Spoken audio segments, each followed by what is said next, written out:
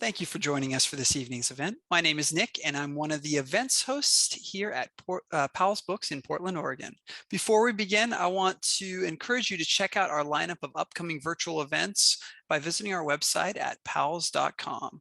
If you don't already do so, please follow us on our social media channels via Twitter, Facebook, Instagram, and YouTube.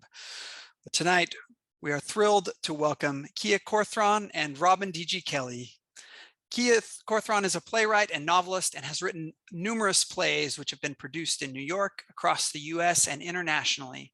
Awards for her body of work for the stage include the Wyndham Campbell Prize for Drama, the Horton Foote Prize, the Flora Roberts Award, and many others. She is the author of the novel The Castle Crossed the Magnet Carter, named New York Times Book Review's Editor's Choice, and was awarded the Center for Fiction's First Novel Prize.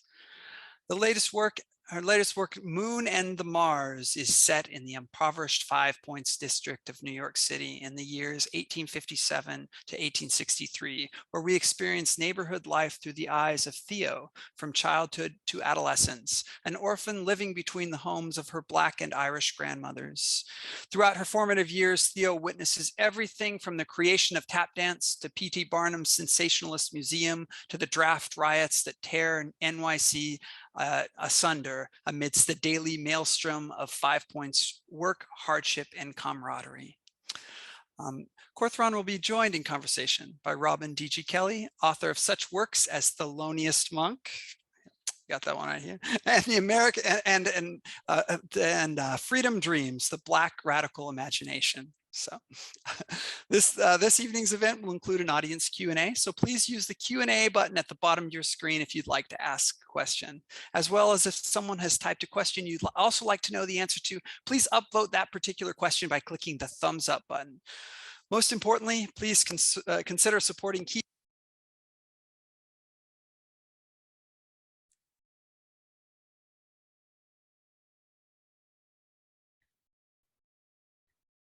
You're mute all of a sudden.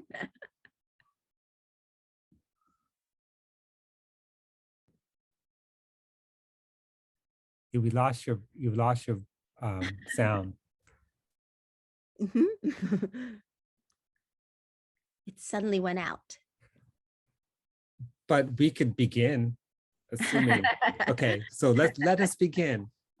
Kia, it's so great to see you. And I just want to, like, if I could toast this book, and let me just begin by saying, if I had 40 hours to talk to you about this book, that's not enough time. This is really an event, and I had so many burning questions. One of the questions that was sort of burning in the back of my mind is like, how did you figure out how to time travel? Because the only way that you could have written the way you've written, the texture of everyday life, the geography of the city, the interior life of these families and communities is actually going back there. I'm a historian. No historian has ever been able to capture New York City in the sort of antebellum bellum period like you have. In fact, no place on earth, I think. So I just have to say congratulations, a brilliant, nuanced account.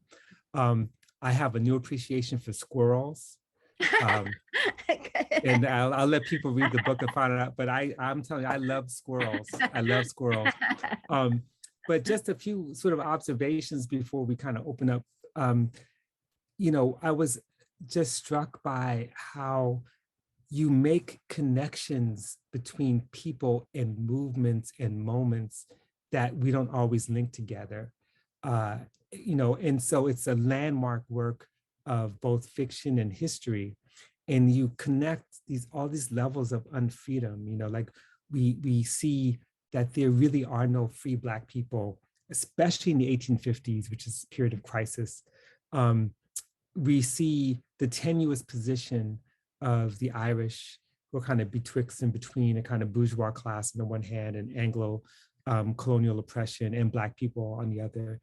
Not only that, you have the unfreedom of orphans, the lives of orphans within, whether it's the House of Industry, kidnapping, cultural erasure, being redistributed for labor and for civilizing purposes.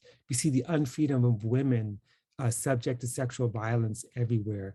We see the unfreedom of Indigenous peoples.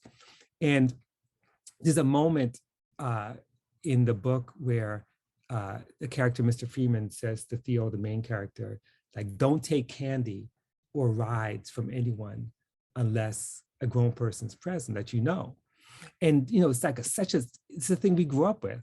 But in this circumstance, it is life or death when you say that, not just as someone who could be marked for slavery, but could mark for all forms of violence. And it's just such a beautiful thing. And yet, despite all this, what I've been saying, this is a book not about oppression, but a book about struggle. And I think you do this amazing thing of really laying out the history of solidarity making, that solidarity is this kind of everyday thing that has to be made all the time. And yet it's so fleeting, it's so ephemeral, it could just break apart, just like ice, you know? And that's all there. So my first question for you, and you could take it wherever you want to take it, is like, how did you come up with this idea for a book? Why, you know, why focus on this period, which of course is a really critical period? And especially, how did you come up with the architecture for it? You know, the kind of social architecture, which is really unlike anything I've ever read. Well, I wanted to explore Black and Irish relationships in New York going into the Civil War, and I think for me, because there was so much intersection, you know, camaraderie, competition, there was all that going on. For me, it made the most sense if the central character was someone of both communities. So that's because there was, particularly in 5 Points, there was so much interracial relationships that it was easy to do that. So it was this girl is an orphan, but her father was Black and her mother was Irish, but she has much family because she has her grandmothers on both sides, her aunts on both sides. And so yeah, it's sort of like she runs back and forth between their tenements. And I mean, because it was the most, 5 Points was the most poverty stricken area, and there was so much dependent on child labor as well as everything else. I mean, kids kind of did move freely because they had to go out and do whatever they could to make work. And, you know, I think an important thing, I was actually had an event over the weekend with the Brattleboro Literary Festival in Vermont. And I was coupled with another book, and it was they called it Children of Poverty. And I remember I was a little at first startled by that. And then, because it is so much, and I always say that 5 Points was the most poverty stricken area and blah, blah, blah, absolutely. And yet, because she's a child, poverty is the setting, but not the story. I mean, there's yes. So it's absolutely true. It is Children of Poverty. But while I'm writing it, and I'm writing from her perspective, I'm not thinking about that so much as the adventure she gets into. Of course, then a depression comes and they're hungry a lot and they're in the soup line and things like that. And it's not fun, but in some ways it's also part of the adventures she's always getting into. So, Right. Yeah. Exactly. I mean, poverty is the urban condition in the 19th century. I mean, most people are poor, and the people who are rich are very rich, and they make appearances in the book. And, you know, one of the things I really was, again, struck by, if I could talk about this, is the level of intellectual engagement in this community across the board, especially on both sides, the Irish family, as well as Theo's Black family, Eunice and others. And one of the things that you did was you put the critical issues of the day, the political analysis to critique in the mouths of Black women, juxtaposed against, and I'm not giving away too much here, juxtaposed against the minstrel representation of Black women.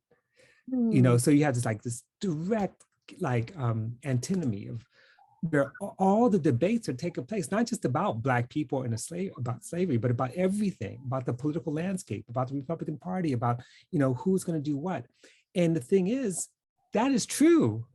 In other words, that's actually what happened. That's far more closer to the actual historical truth. And the level of knowledge among the Irish of history, of dispossession, of, you know, of like what they're carrying with them, and also the fact that they don't all agree, that there are these debates taking place. There's not the Irish position and the Black position. There's all these debates and struggles taking place, this rich, vibrant, creative, intellectual culture. And I'm wondering, like, was this just deliberate? And also the diversity of this Black community, the fact, well, I won't say much more than, but was this like a deliberate attempt to juxtapose the representation of Black women versus the fact that the truth is that Black women and other working class women are oftentimes the ones who are, even if they're denied the vote, are the ones who are carrying the critical debates about what's happening, what do we do, where do we go, the analysis of why there's inequality, why there's sexual violence, why people are being pushed out of certain neighborhoods, that sort of thing. Yeah, well, one thing I should say is that there was, I think in the country, but definitely in New York at that time, it's actually a very literate society.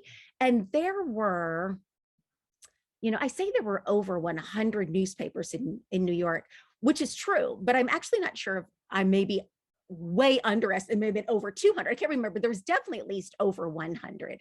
And so everybody read, and everybody had their paper, and everybody had different papers. And of course, that's the way they all got the news, and they all debated, and whether or not they could vote at that time. I could talk a little bit. Robin's being very kind. He's afraid to say too much about my book, but I can say stuff that I don't mind saying. So there was a neighborhood called Seneca Village, which was in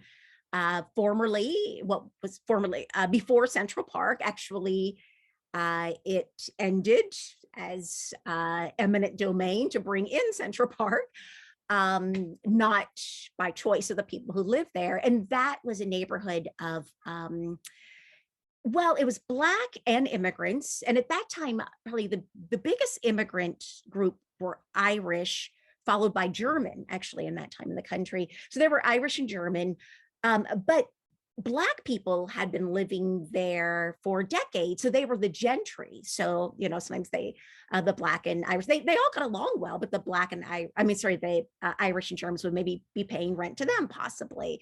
But anyway, that afforded them the vote because they were landowners, which was another thing that was lost when the community was destroyed for Central Park.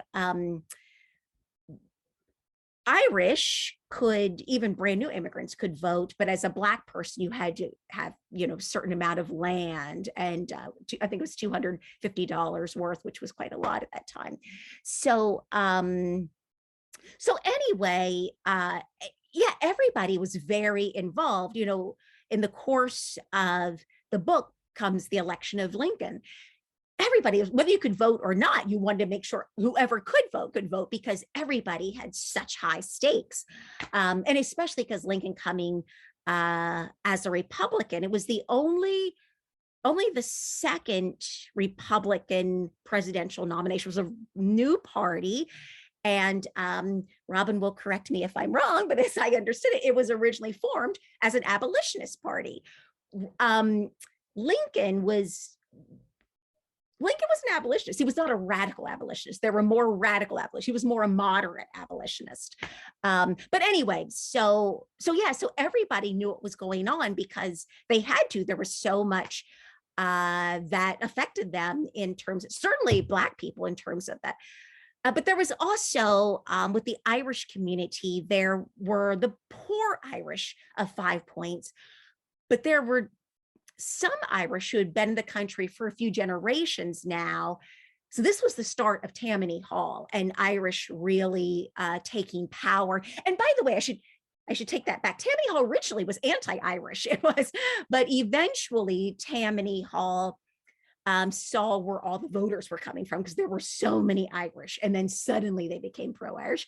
So there became Irish in it, and a lot of that, unfortunately, they in vying against the Republicans, they ran against them.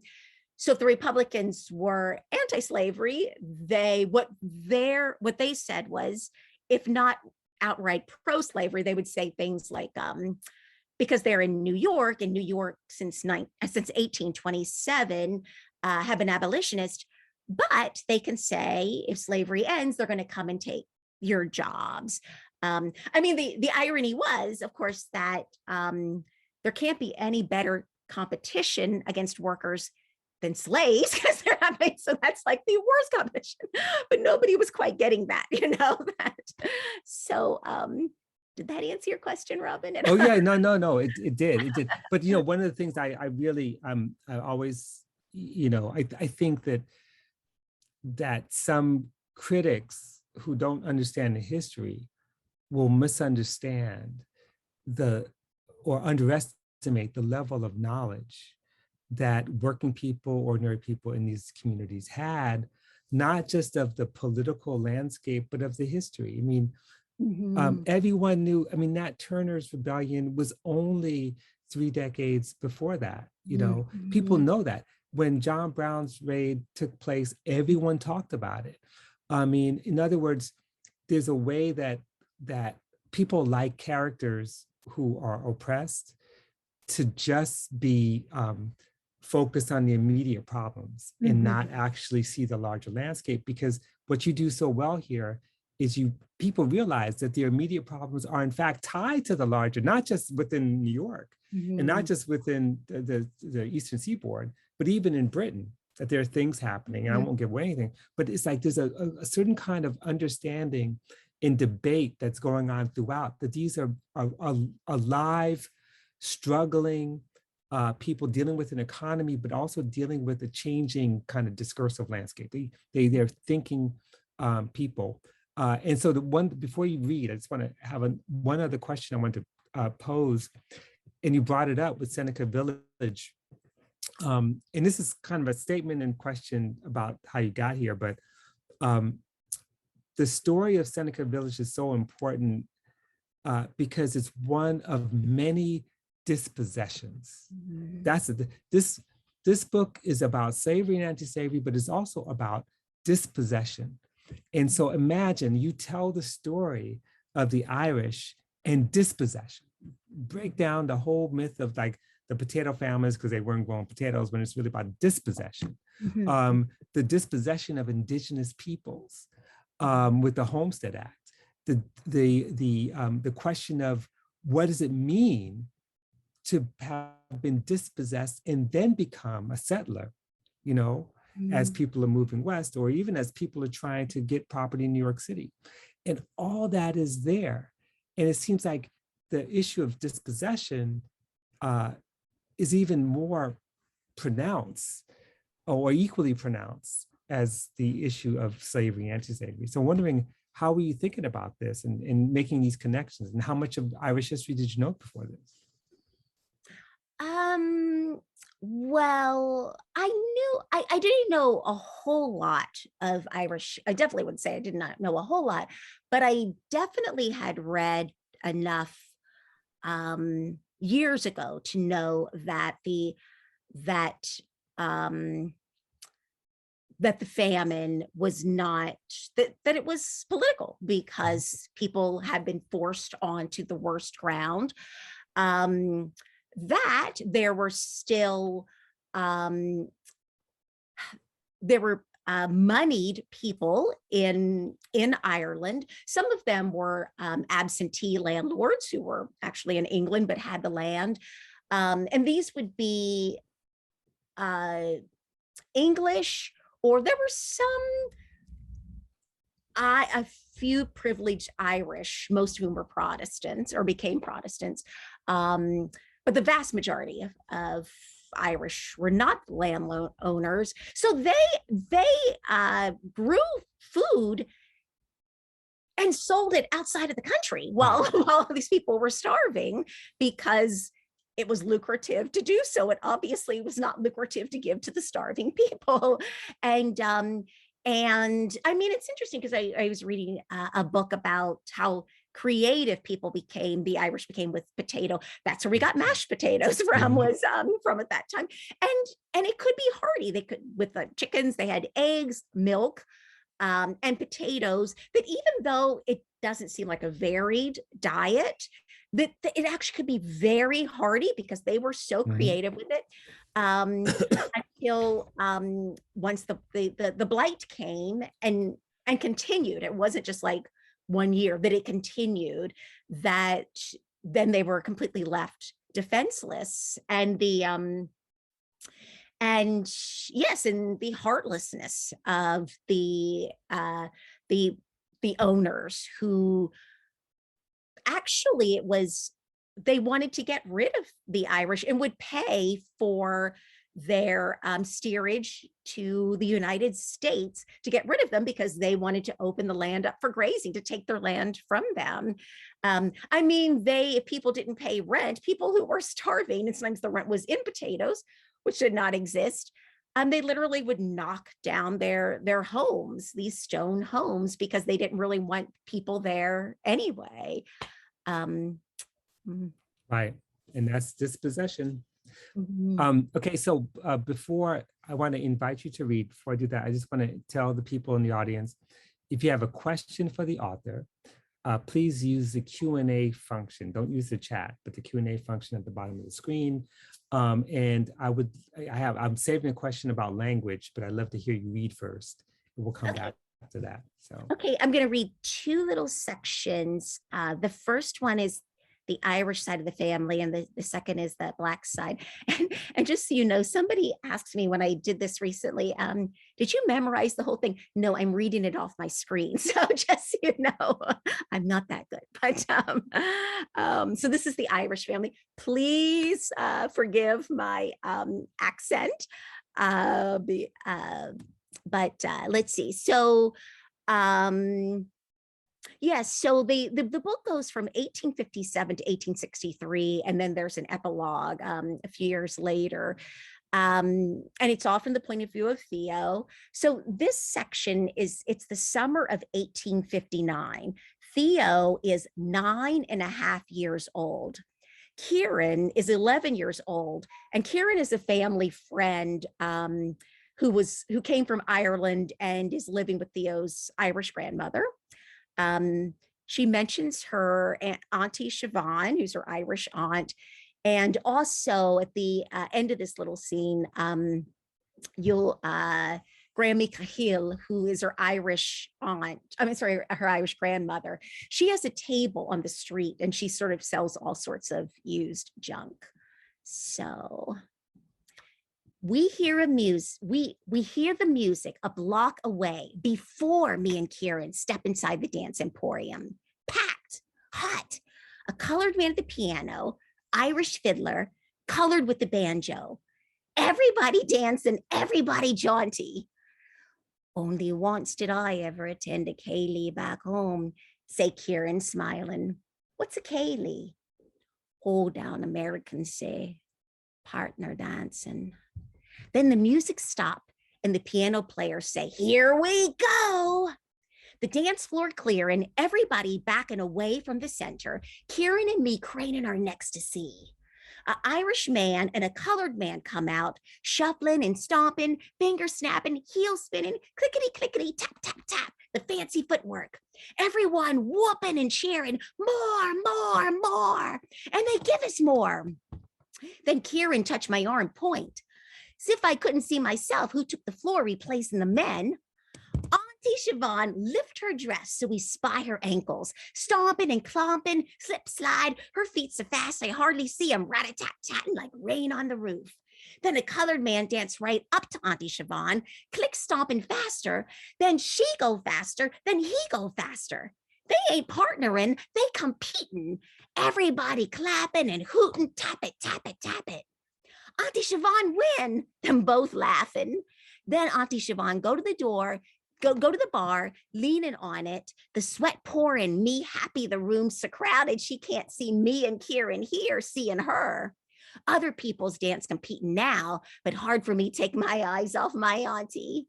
She swig her drink down, then turned to look right at Kieran and me. Give us a wink.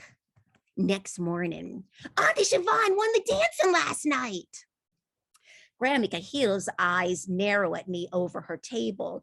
And how would you know that? Oh, say nearby Maeve, Grammy's dearest friend and fiercest competitor. Your old granny's the real stepper in the family. Belle of Carrie, she was. Grammy, who'd been getting ready to snap at me for being where I shouldn't have been, now go a little pink, then smile. Oh, granddaughter, close your mouth before it feels of flies. What you saw last night when you were where you shouldn't have? They're the steps we brought over from the aisle. Yes, I had quite the click in my heels, stomping all over the county. Siobhan was the one I passed the magic feed on to. Then I, click, click, shuffle, slip, slide. Grammy take the laughing. Maeve say, look like your fancy feet moved down another generation. Grammy's eyes look to the left, look to the right, no approaching customers. Then, sitting in her chair, her feet under the table start to move, clickety-tap, click. And I'm going to read a little from the Black side of the family. So this is summer of 1858. It's actually a year before what I just read. Theo is 8.5 years old. Miriam is an escaped slave. She escaped from South Carolina. The second chapter of the book, it's early on, and she's been posing as Theo's aunt. And she was living with Theo and her grandmother in 5 Points, but in this chapter, she's newly married and living with her husband in the West 30s. Auntie Miriam and Mr. Samuel's house, big, front room plus bed closet, 3 rooms. The little bed closet Auntie Miriam called the room of hope. Auntie Miriam, like never was no depression, your house, and you and Mr. Samuel got a yard. She nods, sit back, stare out her little window on her little garden. 'Twas a devotion. Mr. Samuel grew up 5 Points, never he think to remove. But I longs for the air, this he do from me. Space the only thing I miss about Dixie. And my hands knowing the magic, knowing how to make soil deliver. Now her eyes turn to me. I gots to go out little while. You help me? I love helping Auntie Miriam. She opened a big jar of the concoction, almond oil, shea butter, beeswax. While I spread the liniment over her left arm and hand and back of her neck, she stared into her little round looking glass on the table, applying it to her cheeks and chin and forehead and eyelids. Auntie Miriam looked funny, light skin, her face and neck and hands, and dark everywhere else. But face and neck and hands, the only parts shows when she out and about, so them's the only places she need to potion. Here's what I reckon. Auntie Miriam remember Miss Sally, colored boarder who make herself light and pretty for the gentleman, and Auntie Miriam want to be with the fashion. Auntie Miriam, Africa at home, mulatto in the street. I amble with her to Miss Philippa's down in Little Africa, Greenwich Village. Auntie Miriam hand Miss Philippa some coin, and Miss Philippa passed to Auntie Miriam a little pouch. Miss Philippa give a few instructions, and that's pretty much all the words they use up. I stroll with Auntie Miriam back up to the 30s. Guess you's big enough. There's days I worries, slave catcher right round the bend, but other days figure it never be, why master bother? Years I'm ripe and being cultivated, yet not once he planted in me Nothing fertilized to increase his crop of darkies. You understand? I nod, but I don't know what Auntie Miriam's talking about. In the distance, the thunder rumble. And I knows Mr. Samuel and me only married a short spell. Still, Miss Philippa know her herb, gonna help me fill the room of hope. And Auntie Miriam's right fingers gentle caressed Miss Philippa's pouch, left hand caressed her belly. Then the sky opened, sheets hammering, we raced to her house. Even in the rain, Auntie Miriam's light skin cream barely smudged. Want me help clean you up, Auntie Miriam? No, I gets to it. I look at her. Usually she liked to wash the high yellow off second she walked through the door. Then I remember Mr. Samuel gone before crack of dawn, didn't get to catch a glimpse of his light wife today. Cloudburst big, not letting up, getting toward dark and no Mr. Samuel. He got sense enough wait out the storm, she say. You too, may as well stay the night. Then she pulled out a deck. Pick. First, I don't know what. I never done no cards before. I've never been close to no heart, no diamond. Afraid I'm doing it wrong. Still, I go deep in the pile. Glance it fast so she can't see. Leave it back atop as instructed. Auntie Miriam, shuffle, shuffle. Pull it out. Deuce of clubs.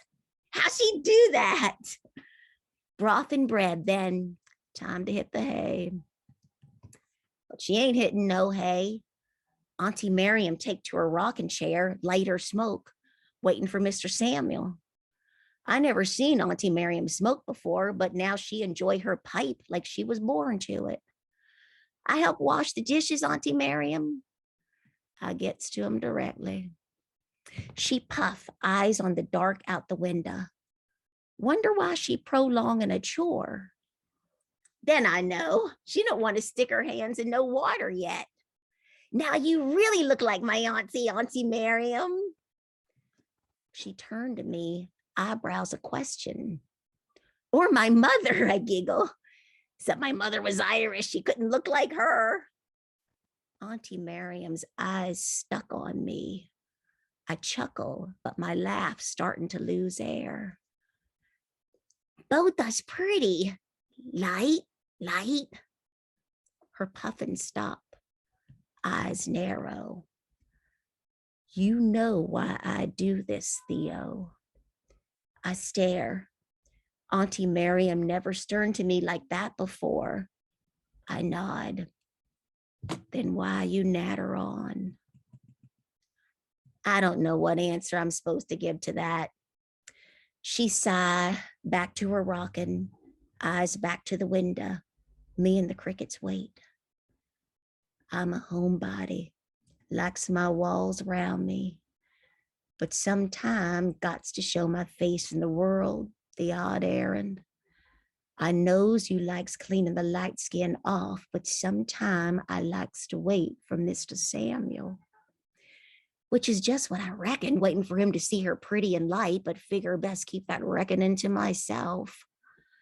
Now Auntie Miriam looked to the looking glass, staring at her fair cheeks. No smile. She speaks soft, like more talking to the mirror than to me. No kidnapping me back whipping chains. South Carolina ain't never finding their dark-skinned Lizzie. Not on the street, no how. Then we both quiet till my yawns sneak up and bellow. In my dream, I'm walking down Broadway with Auntie Miriam, and here come the slave catchers. Then I see Auntie Miriam forgot to put on her light-skinned disguise. Scared for her, you sing, Lizzie, one of them say. I shake my head, no, no, no, but surely they see my heart pound through my chest. Then Auntie Miriam beside me, take the laughing, hold her belly rolling on the ground, the funniest joke. I start to smile, then feel my water. Wake up, slip outside to the privy. Walk back when I'm done, on the stoops a pail of water for clean and dirty feet. Rub them till they glisten, then step inside. A murmur from the other bed closet. Mr. Samuel must have come home while I was emptying myself. Creep back to the room of hope. Notice the other door ajar. Mr. Samuel washing the light skin off Auntie Miriam. Chimney sweeping, Mr. Samuel always carried the soot filth, but now washed, him darker in me, but lighter in his wife. And on the bed, they sit together, her face already clean brown. Now he work her arms. He do it soft, his skin moving slow against hers, faces close to each other, eyes warm at each other. And where he washed off the light lotion and her brown flesh peeking through, he kisses. His lips against her clean, soft elbow, brown, soft lower arm, muscle and fat, slow and mellow. Her shining, deep, dark brown skin, delicate and strong. And the gentle and the tender and the smiling get to feeling so much like something private, like something ought to only be between man and wife, that I get the blush and scurry quiet back to my own room. Good night. I'm done. See, you wrote the hell out of that book. I mean, and I have to say, I know we're gonna get to these questions in a second, but I just my question was about language, or comment question, which is, Theo, every character is just rich with language. It's not just about time, it's about the poetry. And Theo is poetic from her very first words, but you keep her in her age, in her moment. And she's so much more than a narrator, because she's like the perfect combination as a 9-year-old or 8-year-old, 10-year-old, combination of perceptiveness and wonder and naivete. And she has all the characteristics of a child living through possibility, living through catastrophe. She's caring and oriented toward family, but possesses that little bit of self-centeredness that is age appropriate. It's like, it's like, what about me? It's like, even if her dealings with Aunt Miriam, her dealings with Kieran, I mean, it's just amazing how you are able to capture that. Now, I know you're a playwright, a great playwright, but you had to have gone back there to talk to people to capture that language or something. And tell me about the language, and then we're going to get to some of these questions. Well, it's funny because somebody just asked me about that, and they were, asking where the child would think. They said, was it from yourself? Do you think yourself? And actually, it kind of had to be myself, because I mean, I can't think of anything particular that I put into Theo that's autobiographical, except, as I say, maybe we're both hyper a bit, but besides that, but it had to come from something inside me. I think there's inside of all of us, the child inside of all of us, because it can't be me about observing a child, because that's the whole point, is being inside her and not from the outside. Right. So there are times, and actually you could hear it a little bit in the piece I just read when she says, I don't know what she's talking about, blah, blah, blah. So there are times that I wrote that the reader will get things that she won't, because she's not quite old enough. And even what happened that last moment between Miriam and Auntie Miriam and Mr. Samuel, she's 8.5, and she's not old enough to understand it, but she understands something. She feels something right. Private and tender is going on. And right. So yeah, I think that it was actually easy to go into that child place. The challenge was to also bring in stuff that she doesn't understand, right. In a way that she could tell the story honestly from her point of view. Right. Like recognizing the dangers she's in, recognizing that being light is not necessarily for her the objective. That and here's yes, and it's such there's so many things, and one of the things you see with Theo's development eventually is she's trying to live two worlds. And at some point, you got to choose, you're forced to choose, but I won't talk about that. So there's a couple of questions here. Let's begin with the first one, which of course, one of the great, before I ask the question, one of the great things when you buy the book, and by the way, it doesn't make sense to talk about the book without buying it. It doesn't make sense to buy one copy when you could buy 10 copies and give 9 away. And the holidays are coming up, because it just doesn't make sense to me. But at the end of the book, there is a bibliography. You did all this research, and the first question that came up is, did Ms. Corthron find any interesting primary sources or visit any sites that were very stimulating for her imagination in writing? The bibliography is 12 and a half pages of small print. But I started at the beginning with some books that I'll look them up right now, that I used quite a bit. And I think it's a pretty famous book, at least for New Yorkers, 5 Points by Tyler Anbinder, which is kind of the seminal book. I guess it was 2001, so it's this century, but I don't know how much was written before then, but that tells me a lot in terms of the whole setting. There were stuff. So there's stuff about the draft riots, which are part of the story, an important part of the story. There's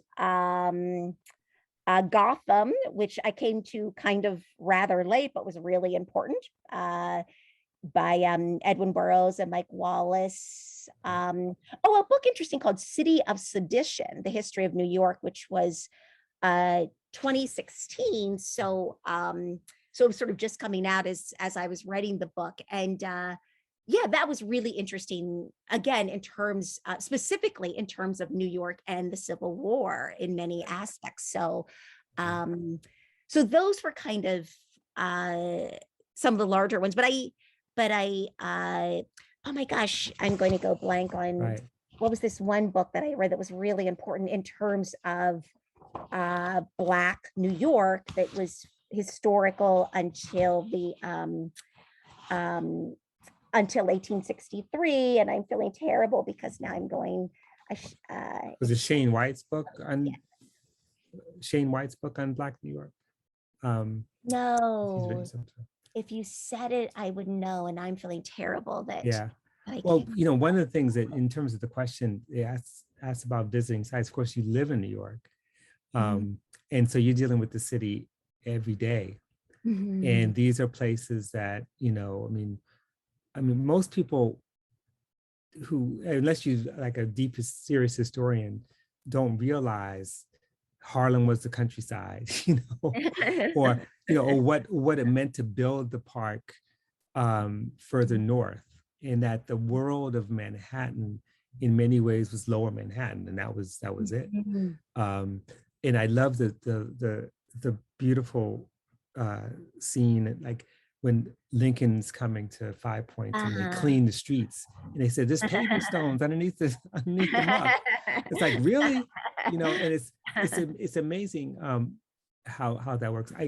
So okay, I'm talking too much. So the second question, it is the voices this book the voices in this book are so distinct and especially amazing because they're 19th century Black characters, some of whom had traveled from the South, and Irish and German immigrants.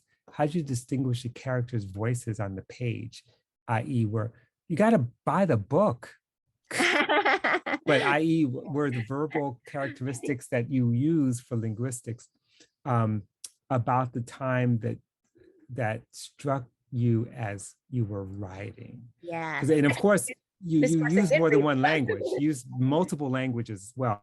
You should add that. This person I think did read the book, it sounds like, because she understands. Is there verbal characters? Well, there was one, I actually wrote a little piece about it in terms of the Irish. It's funny because I actually read something recently about Seneca Village that I didn't usually read.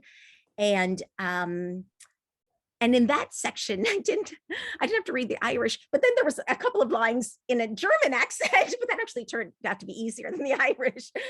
But I mean, some of it's and for that, I just went to YouTube and got some tips on that.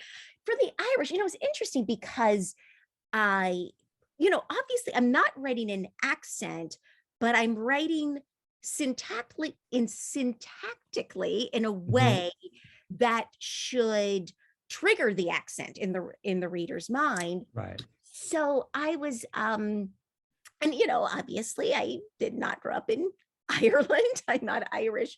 I spent a little time in Ireland as I was writing the book, but and this is interesting because if it were Northern Ireland, which it is not, which is a lot, the UK part of Ireland, it would, in some ways, it would be a lot easier to cheat a bit because that's a place with the we's and the I's, the W-E-E and the I-way and the A-Y-E, right?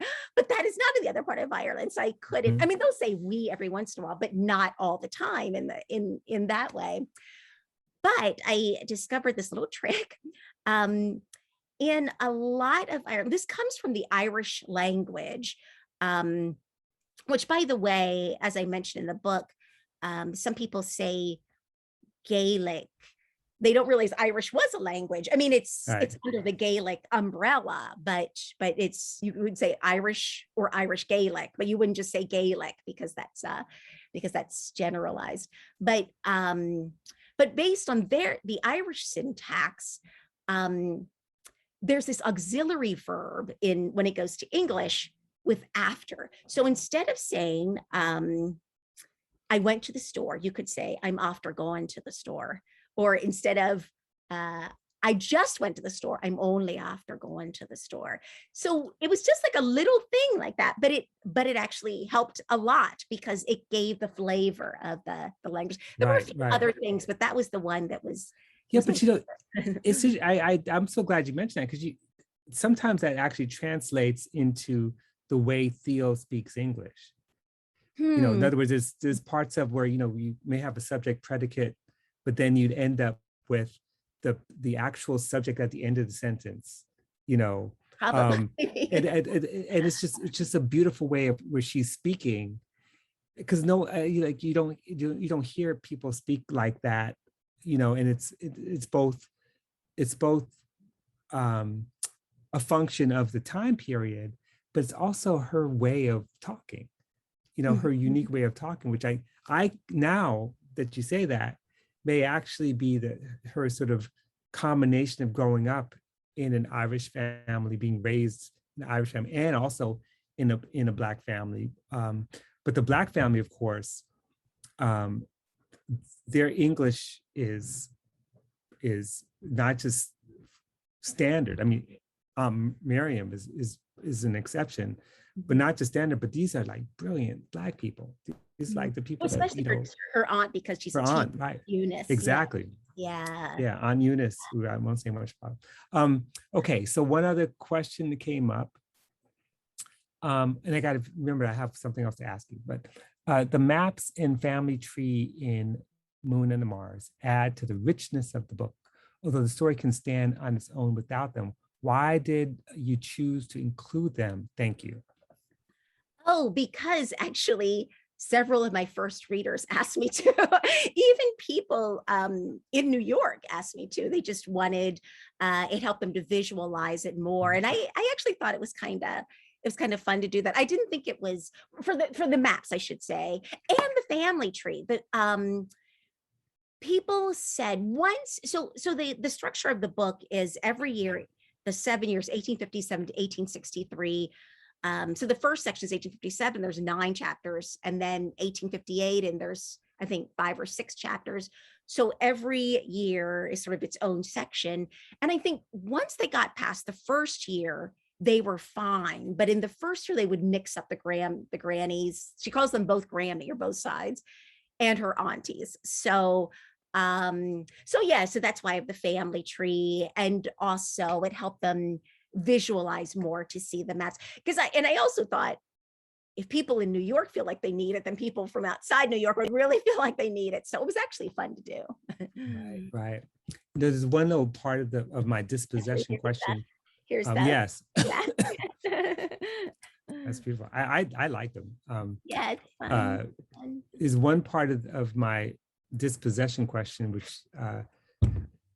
which I forgot to mention, and it has to do with the title. And there's an explanation for the title in the book, which I won't repeat that. But I just thought, with the theme of dispossession and the theme of colonial domination, I just thought, wow, the next terra nullius, the next colonial space is Moon and the Mars. I mean, it's like, oh, of course, yes, because it's all about space. It's like, okay, you got slave masters trying to move west to occupy. You've got, Irish being forced off the land to come to New York, all being squeezed together in places like Five Points and Mackerelville, and everyone trying to get space. And the reason they don't have space is because of colonialism. The next stage is, of course, the Moon and Mars. It'll be called Bezos's sphere. Exactly. Exactly. That's gonna be your next novel. So okay, let's see. Does any other questions? I could actually just ask my other questions, and since there are no questions yet, by all means, but this is the time to put your questions in. I was really there's many favorite moments. Actually, every moment in the book is a favorite for me, but I was there. They go to P.T. Barnum's museum. And in that museum is like, for people out, for everybody else, before Barnum got into the circus business, he had this big museum in New York. Right. So yes. Exactly. And it was in that museum. I won't talk about what happened to them, but in some ways it represents just the global discourse about race and about difference and politics, all in the form of these oddities, in addition to performances of a play of a very famous book. And I just thought it was just an ingenious way to compel two of the main characters to have to come to terms with, where do you stand with respect to all these questions about race and slavery and dispossession and disability. And disability, definitely. It's all there. And disability, by the way, is a major theme that runs throughout the whole book. So how were you drawn to that? And what did you think about that? The use of the museum. Yeah, I just loved the museum. It just was just such a fun part of, that was kind of one of the things when I first read 5 Points, but I got more, they just barely in that book mention Barnum's, but then I really started. And I think it started because very early on in the seeds of it, I was thinking, well, what did people do then? Were there art museums? And I started looking it up and I was like, oh no, there's something a lot better here than an art museum. It's like, and it was huge. It took up a whole block. It was 5 stories tall. It had like a zoo in there. And besides, Charles Stratton, aka Tom Thumb, was the big star. And it's an interesting thing because also, he was a real performer who happened to be a little person, as opposed to other people who were just there to be gawked at for no other reason. So it was just interesting there were plays because Barnum he had some Shakespearean plays because he wanted to he'd also had this thing that he wanted the dignity of that. Sometimes he changed the script a little bit if it wasn't working, but to his liking. But yeah, and just the idea of these two kids who get into there, and what can that stuff mean? And I will say there's definitely so much stuff that comes out about race and disability and all that. But I will say it was completely it was pretty organic. I mean, I think I just put them in that museum and just let what happens would happen, and that stuff kind of all came out, you know, because it's all part of it. Yeah, well, it's a commentary on the museum too, you know. I mean, because you know, race in race science, ableism, all that, this is the heart and soul of the museum, of what, not just the museum, but this is what people talk about. And if anyone thinks that somehow, you know, that these are issues that are side issues, these are the fundamental issues. You know, what does it mean to be human? That whole process, like, what does it mean to be human for all of them? And they have to confront that together. And I really want to encourage people to get the book. If you go on the chat, it'll tell you exactly how to order it from Powell's.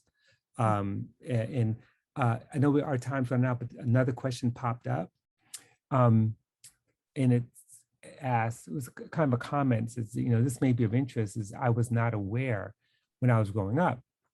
My great-grandparents were German immigrants. Their children were born in the US, though you pick up the dialect as you are exposed.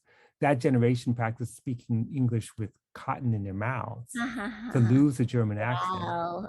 So I read their history that includes many of the points you have discussed. Their story read like a novel. Wow. Did you want to comment on that comment? Oh, no, that's just fascinating to me that they put cotton in their mouths to lose the accent. I'm just like seeing how that would work with the German accent. Wow. That's true. I put cotton in my mouth when I would pretend to speak German, but but you know, it's so interesting about the there's another question. Oh, do you want to look? Yeah, there is. Yeah, I'm gonna say something and go to the last question. I just had to say this, but one of the things that you do so well too is you really capture German immigrant politics that, you know, historians know, especially on the left, that the German immigrants, the 48ers, they were the American left in many ways. And they were people did go and fight in the Civil War to end slavery. And this is very, very clear. They were the strongest Union supporters coming out of the revolutions of 48. And many of them end up, becoming part of the first international, Socialist International, Workingmen's International in those days. So you capture those politics so well. It's like, I'm gonna probably assign your book to my history course. Yes. Because I'm gonna do that. Yes. One last final question. I'm glad you brought that up, Robin, because I feel like, and it was fascinating reading all that stuff, because I feel like everybody, I think people tend to think of Germany post 1930s, or something. And it was very progressive. And they were, their unionism was, there was something about that I have in there. There's a quote, that regardless of race, regardless of sex, that they were very progressive. So, yes. And all over Cincinnati, New York, there's a whole different whole history. So thank you for that. Final question before we close out. So along with African American, Irish, and German voices, Native American voices are also present, as I mentioned, in the linguistic mix. I appreciate the representation. Yes, in late in the book, Theo becomes friends with a little girl who is half Black and half Lenape. She's going to the African Free School, and they become friends. And part of that was, while I was dealing with all this stuff that's going on in New York at that time, I could not ignore that there was a major stuff going on with the Dakota out west that affected the whole country. And yeah, I felt that I wanted to bring in that issue of Indigenous Americans in a personal way. And so I brought in this character. Right. But see, and this goes back to the point I was making before, is that they're all connected. So you have these 3-4 waves of dispossession that are connected. The very people dispossessed from Ireland, who, and many people who are dispossessed from Africa, taken as property, are all trying to now find living space, which is a very problematic term, but trying to find land on Indigenous lands. And the young woman is such an amazing character, Abby, that you wrote in there. And people don't think about that. They don't think about the fact that, the great emancipator, so-called Abraham Lincoln, was authorizing the hanging of Indigenous people who are revolting to try to keep their land. I mean, it's just really, really nuanced. And most importantly, it's the connections. These are not parallel stories. These are stories that are intertwined. And that's, if we can write history that way, if we can catch up to you, then we'd be finally doing something useful. So with that, I just want to once again congratulate you. Don't forget me after you win the Pulitzer for this book. Just remember that, we were friends, like we knew each other. You actually have copies of my book. And I just want to thank you so much. And I'll turn it over to Robin. Yeah, thank you. Well, thank you both so much. You can all hear me, right? Is it coming in? Okay, thank you. Excellent. All right, just to be sure. All right, thank you. All right, yes. Thanks both so much for the conversation and get to hear about all the book and everything else. Go pick this up. You have the check on powells.com, and I put the links in the chat there. So grab those now. This is a super exciting book. Awesome for Christmas or anytime. So, and check that out. And while you're there, check out our lineup of upcoming events. And we look forward to seeing you at another one. And thank you both again. It was so wonderful. So thank you so much. 10 copies, not one, 10 copies. 10 copies. Yes, 10 of those. That sounds great. All right. Okay, I'll see you. Good night, everyone. Bye. Okay, bye.